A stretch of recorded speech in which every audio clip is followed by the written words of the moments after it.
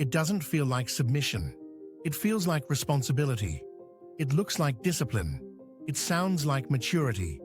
But if you trace the pattern of decisions most men make with their money, their time, and their energy, you'll notice something unsettling. The decisions aren't really theirs. They're responses, reactions to incentives they never designed, alignments with systems they never questioned. This isn't about politics. It's not about rebellion. It's about recognizing that most men have been conditioned to optimize for survival within a framework, and the entire structure is invisible because everyone around them is running the same script. Let me be clear about what obedience actually means in this context. It doesn't mean you're weak. It doesn't mean you're unintelligent. It means your financial behavior is predictable, automatic, responsive to external pressures rather than internal design. You earn, you spend, you service obligations, you repeat. The cycle feels normal because it's universal. But universality doesn't mean it's optimal. It just means it's well-trained. Most men are obedient because their financial lives are reactive. Someone else sets the tempo. A job determines income. Bills determine outflow. Lifestyle creep determines what's left over. The entire structure is built on external validation and short-term rewards. You get the raise, you upgrade the car, you expand the mortgage, you feel successful because the markers of success are visible and socially legible. But underneath all of it is a quiet dependency. Your financial future relies on systems staying stable. Your income relies on someone continuing to pay you. Your lifestyle relies on nothing disrupting the flow. And because the consequences of this dependency are distant and abstract, most men never confront them until it's too late. The script runs like this. You're taught to pursue education because it leads to employment. You pursue employment because it leads to income. You pursue income because it allows consumption. Consumption signals status. Status validates effort. The loop closes. And because the rewards are immediate and tangible, you never question it. You never question whether the entire framework was designed to keep you in motion without ever building leverage. This is the invisible script. It's invisible not because it's hidden, but because it's universal. Your parents ran it. Your colleagues run it. The entire economy depends on you running it. So when you follow the path, it feels like common sense. It feels like the responsible thing to do. But here's what the script doesn't tell you. It doesn't tell you that every financial decision you make is designed to increase your exposure, not reduce it. The mortgage ties you to payments for 30 years. The car loan locks you into monthly obligations.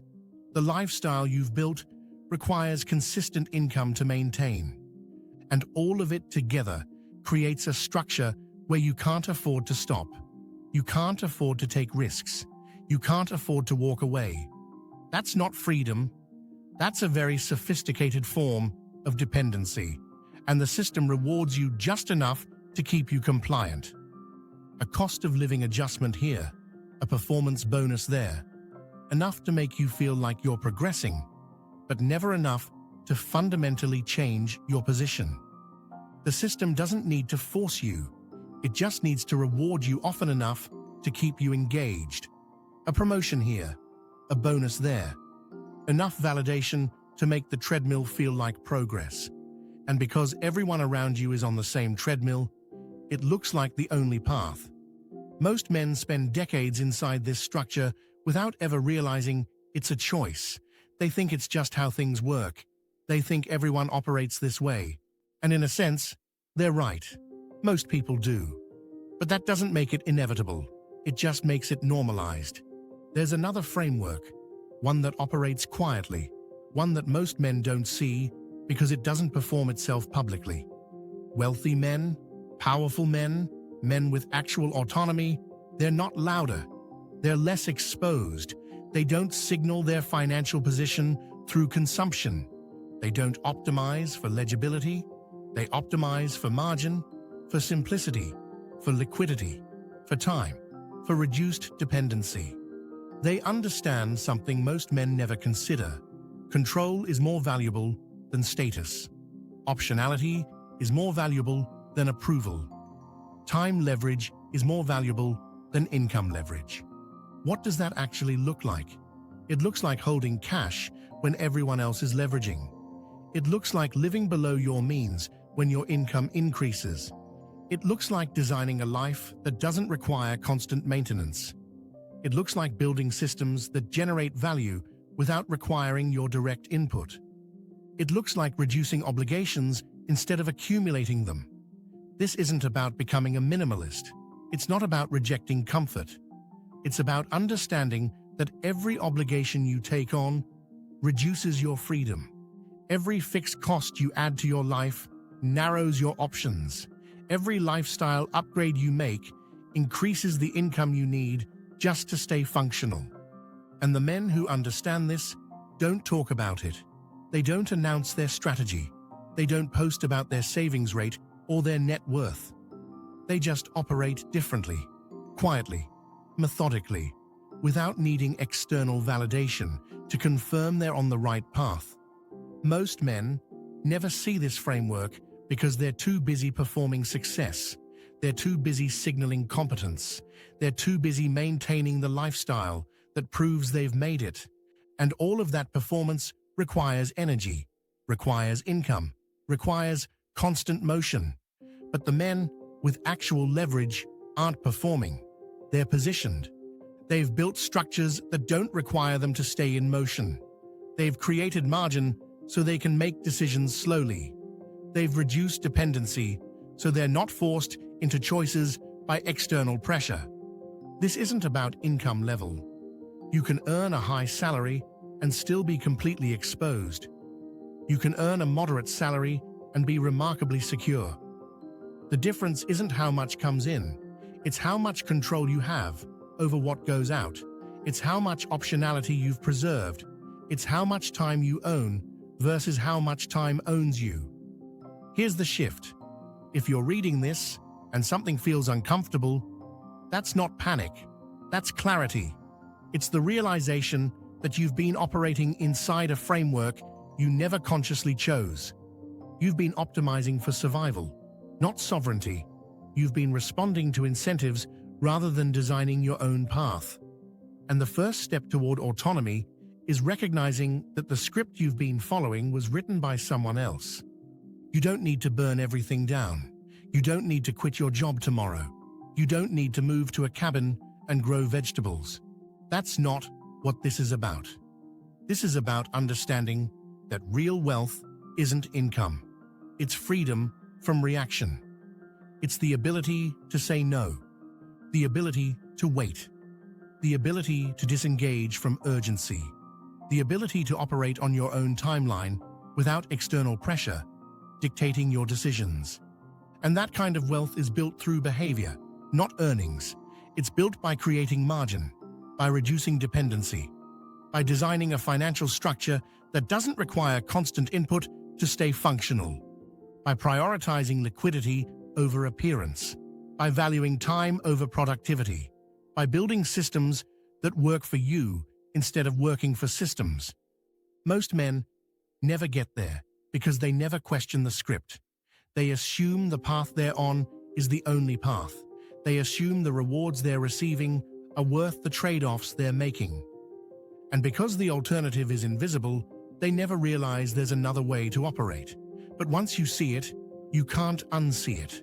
Once you recognize that your financial life has been reactive, you start to notice the patterns, the automatic spending, the obligatory upgrades, the lifestyle inflation that tracks perfectly with income increases, the sense that no matter how much you earn, it's never quite enough.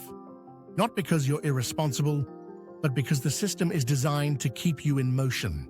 You start noticing how every raise gets absorbed, how every bonus disappears into obligations you didn't have before, how the more you earn, the more you need, and you realize that the problem isn't your income. The problem is that you've built a life that scales with your income instead of creating distance from it. The game isn't designed for you to win. It's designed for you to keep playing. And the men who win aren't the ones playing harder. They're the ones who stopped playing by the default rules. They're the ones who built their own framework, who designed their financial lives around autonomy instead of approval, who prioritized leverage over labor, who understood that wealth is measured in options, not assets. They stopped asking how much can I afford and started asking how little do I need. They stopped optimizing for what they could buy and started optimizing for what they could refuse. They stopped measuring progress by accumulation and started measuring it by independence. That's the quiet shift, the one that doesn't announce itself, the one that doesn't look impressive from the outside because it's not designed to impress anyone. It's designed to create space, to create time, to create the ability to make decisions without urgency or desperation. This conversation goes deeper. The mechanisms behind this conditioning, the specific ways obedience is trained, the precise strategies for quietly exiting the default script. We explore all of that inside Luxona Vault. It's where the extended thinking happens, the frameworks, the private conversations, not hype, not shortcuts, just clearer thinking for men who refuse to accept the default path. The next drop expands this exact topic: how obedience is trained and how to quietly exit it. If that interests you, the link is below. But whether you're inside the vault or not, the principle remains the same. Awareness precedes freedom. You can't change a pattern you don't see. You can't exit a script you don't recognize you're running. And the moment you realize that most of your financial decisions have been responses rather than choices, everything shifts. You stop optimizing for survival and start designing for sovereignty. You stop reacting to incentives and start creating optionality. You stop measuring wealth by income and start measuring it by independence. You start asking different questions. Not what can I buy with this, but what does this cost me in freedom? Not how do I earn more, but how do I need less? Not what will people think, but what serves my autonomy. And those questions, once asked honestly, change everything. They change how you spend, how you invest, how you structure your time, how you evaluate opportunities, how you think about risk, how you define success. They move you from reactive to intentional, from exposed to protected, from dependent to sovereign. And that shift, that realization, is where real power begins. Not loud, not performative, just quiet, controlled, and deliberate. Welcome to Luxona, where men refuse to play small.